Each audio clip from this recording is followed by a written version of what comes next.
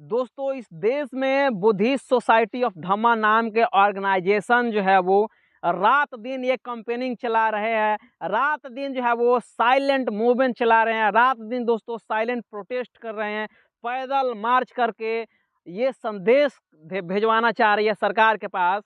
कि जो बोध गया टेम्पल जो है वो बीटीएमसी एक्ट जो है वो उसको ख़त्म किया जाए और बौद्धों से संबंधित जितना भी राइट्स है, चाहे वो मंदिर का रख रखाव हो, मंदिर का कमेटी हो, वो सारा दोस्तों बौद्धों को सौंपा जाए। इस अधिकार को लेकर के बुद्धिस्ट सोसाइटी ऑफ धम्मा जो योगेश्वर नंदन जी के अध्यक्षता में चलाया जा रहा है, वो साफ तौर पर यह बता रहा है और साफ तौर पर कह रहा है कि बुद्धिस्ट सोसाइटी ऑफ धम्मा ये मांग कर रहा है कि जो बीटीएमसी एक्ट है उसको निरस्त कर दिया जाए और पुनः दोस्तों और उसको बहाल किया जाए। क्योंकि पहले जो संविधान लागू नहीं होता, संविधान लागू होने के पहले 1949 में ये एक्ट बना था और 1949 में संविधान इस देश में लागू नहीं था।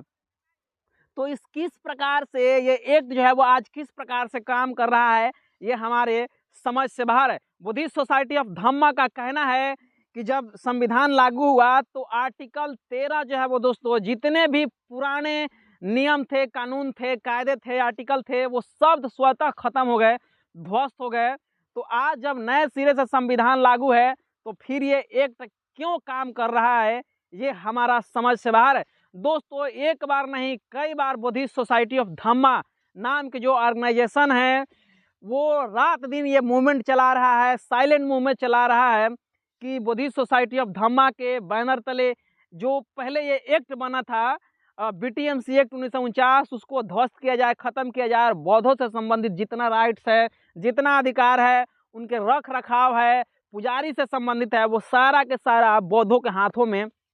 सौंपा जाए। उनका यह तर्क है कि जब मंदिर में दोस्तों मंदिर में सिर्फ पंडित पूजा कर सकता है और चर्च में दोस्तों पादरी पूजा कर सकता है और मस्जिद में दोस्तों मौलाना कर सकता है, तो आखिर बुद्ध से रिलेटेड जितने भी मोनेस्ट्री है, जितने भी मंदिर हैं, जितने भी मठ है, उनमें ब्राह्मण क्यों है, ये हमारा समझ से बाहर है और संविधान विदों के समझ से बाहर है। दोस्तों जो कमेटी 1949 में बनी थी, बीटीएमसी जो 1949 एक्ट बना था, उस 49 एक्ट में 4 बौद्ध थे, 4 हिंदू थे और एक जो है वो खुद वहाँ के डीएम जो है वो इस कमेटी में शामिल है। तो कमेटी से भी और कमेटी में ये इतना 9 लोग शामिल थे, तो ये सरकार से जो भारत सरकार है और उसके अलावा राज्य सरकार है, दोनों सरकार से ये बुद्धिस्ट सोसाइटी ऑफ धम्मा मांग कर रही है एप्लीकेशन के माध्यम से, प्रोटेस्ट के माध्यम से, मीडिया के माध्यम से कि इस एक्ट को ख़त्म कर करके पुनः जो है वो संविधान रूपी जो एक्ट होता है, जो भी लॉफुल एक्ट होता है, जो भी संविधान के हिसाब से एक्ट बनता है, उसको बनाया जाए और ये जो अधिकार है वो सिर्फ और सिर्फ बौद्धों को दिया जाए, ना कि इसमें हिंदू जो है वो कायम हो। तो इस एक्ट के खिलाफ जो है वो साइलेंट प्रोटेस्ट मार्च किया जा रहा है बुद्धिस्ट सोसाइटी ऑफ धम्मा, जिसका ऑर्गेनाइज कर रहे हैं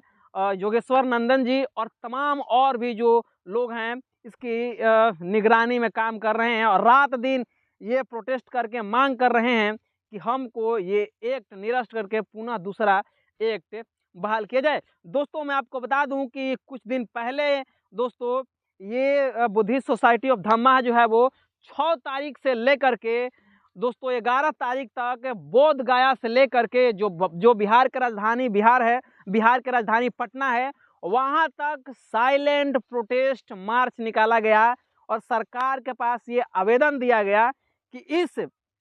आवेदन के थ्रू ये जो एक्ट बना है उस एक्ट को निरस्त करिए, ध्वस्त करिए, डिमोलिश करिए और फिर से एक नया एक्ट बना करके जो बुद्धिस्ट सोसाइटी ऑफ धम्मा मांग कर रहा है उस पर केंद्र सरकार और राज्य सरकार दोनों विचार करें। बहरहाल इस एक्ट के खिलाफ जो लोग प्रोटेस्ट कर रहे हैं, जो लोग मांग कर रहे हैं, उनकी मांग कितनी जायज़ है ये आप हमारे कमेंट बॉक्स में प्रतिक्रिया जरूर दीजिएगा। और चैनल पर पहली बार आए हैं तो चैनल को सब्सक्राइब करें, वीडियो को लाइक करें, शेयर करें।